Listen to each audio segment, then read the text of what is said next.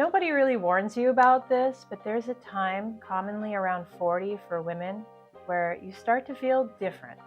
You start to feel invisible, boring, blah. I can't speak for everyone, but a lot of us women spend a good 10 to 20 years completely devoting ourselves to others, whether that's babies and toddlers, a partner, aging parents, all sorts of people who need us, to the point where we tend to forget about our own needs. Babies and toddlers require so much attention that you're forced to give up your own needs just to keep them alive. And without realizing it, our partners can also come to rely on our anticipation of everyone's needs. Everyone's needs are being taken care of, and ours are forgotten. And you might start to feel like you're actually no one. You're just a human with stretchy pants and a bun on top of your head that nobody even notices at the grocery store anymore. You might wonder, where did that fun, effervescent 25-year-old girl go? Where is she? I don't see her anymore in all of this. And that's because she's not there. She's not under anything. She's not hiding. She's gone. You were her. She was you. But you are not her anymore. And like a caterpillar that built up walls around itself, you actually can't see what's next. You are in your cocoon phase. Your cocoon is warm, safe, and dark. You don't even know when you got in there, but it's very comfortable. You don't have to think about what you're doing, what you're wearing, where you're going. When you're in a cocoon, you might as well not even exist. The world cannot see you. The problem with the cocoon is it is a necessary stage to go through, but you can't stay in there forever. So soon, you will be bursting out of this cocoon, your eyes will open, and you're going to be sitting there with your wet, crunched up new body parts, and you're going to wonder, who am I? How did I get here? And where am I going? And I think the reason that we get so confused at this point is that there are a real lack of examples of real women aging normally. We're looking at screens a lot these days, and through the screens, people are only presenting their best selves.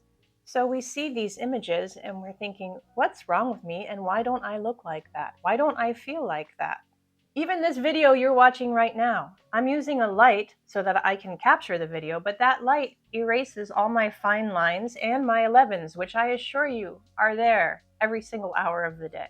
And you know, when people put their best image forward on social media all the time, sometimes you see them in person and you can barely recognize them.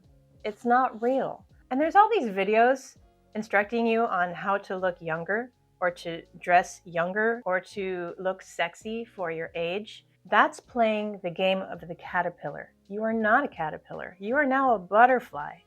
If you play the game of the caterpillar, you will be disappointed and you will lose. So I'm going to tell you what's wrong with you. And don't take offense to this, but nothing's wrong with you.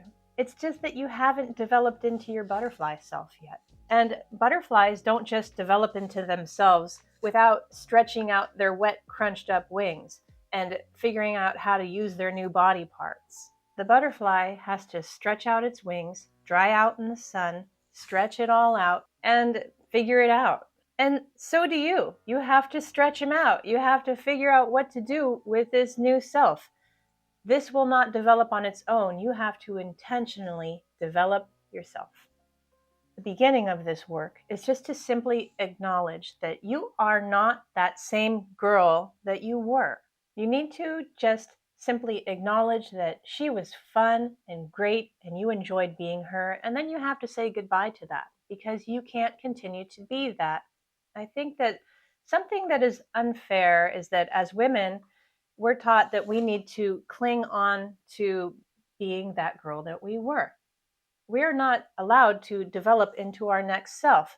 Men do this so easily and without any judgment. Man, I dated a guy in high school and he was a cute soccer player.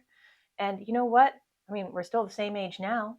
We're not even 50. And he looks like Santa Claus. And he enjoys it. And that's fine. Nobody says, hey, why do you look like Santa Claus? Why don't you fix that? They just go, oh, hey, you're cool. It's so unfair. Okay, let's get back to this. You need to acknowledge that being the fun young girl of yesteryear was a great time. You had a wonderful time, and now it is done. And you're about to have a wonderful time as someone else because you can't be her anymore.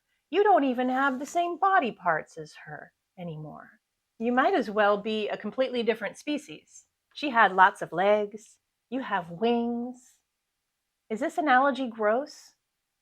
So now you have to actually decide who you want to become. And this is not scary. This is exciting because now, with all of your knowledge and everything that you've learned about the world, you can now intentionally choose who you want to be. You are a brand new, baby, mature woman. If you expect this time to be anything like your caterpillar 20s, you're going to be sitting there with your wet, crunched up wings, not knowing what to do, while everybody else stretches their wings out and flies around you. So let's not do that. Let's set an intention for your butterfly phase. Well, you have to choose some role models that are real. You cannot choose celebrities. They have an unfair advantage. They have all the resources in the world to make tweaks that they're not going to tell you about. They have all the right lighting and all the right makeup. It's just not right. You have to pick somebody real. And my role models come from the gym. I belong to the YMCA, and there's a lot of 70 and 80-year-old women there who are keeping their bodies fit, and they show up at the gym looking really cute in their outfits with their jewelry and their makeup and their hair done, and it's adorable. And I think I want to be that. And that's a nice, solid role model for me, where I can see these ladies are taking care of their bodies and they go together and they enjoy their friendships. But your role model could come from anywhere. It could be the older lady who's still working at the grocery store. It could be the old lady at church who seems to have her life together in a way that you would enjoy. This role model has to be somebody who is not a celebrity, and it's much easier if it's somebody that you know so that you can actually talk to them and ask them questions. One of my favorite ways to envision where I'm going is to create a vision board. And I like to do this digitally on Pinterest because I don't like bits of paper sitting around. And Pinterest is so easy that I can just be on my phone and find an image and save it there. Or if I'm waiting in line and my thoughts are going a little bit crazy, I can go straight to my vision board to remember what I am aiming for. When you're creating this vision board, I want you to make it realistic.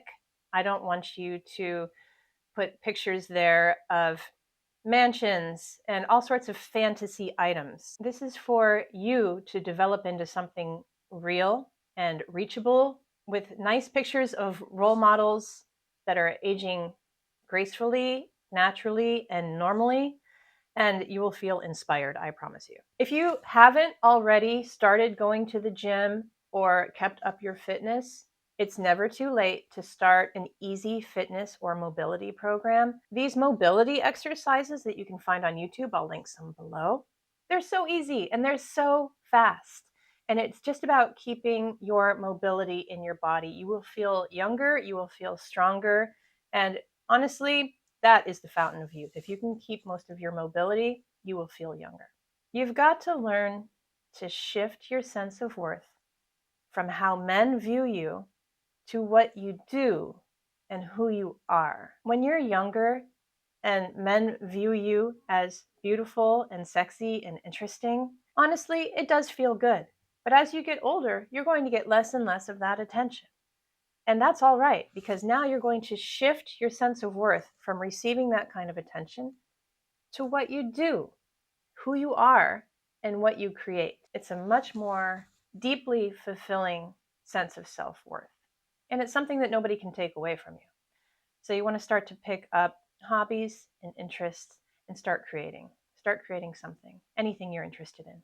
It really helps if you can carve out some time when you wake up and when you go to bed. And this is just when you're lying there getting ready to either wake up or go to sleep, for some positive visualization. This is just a couple of minutes of creating a positive image in your head of who you want to be, and think about how you're going to support that vision today or the next day.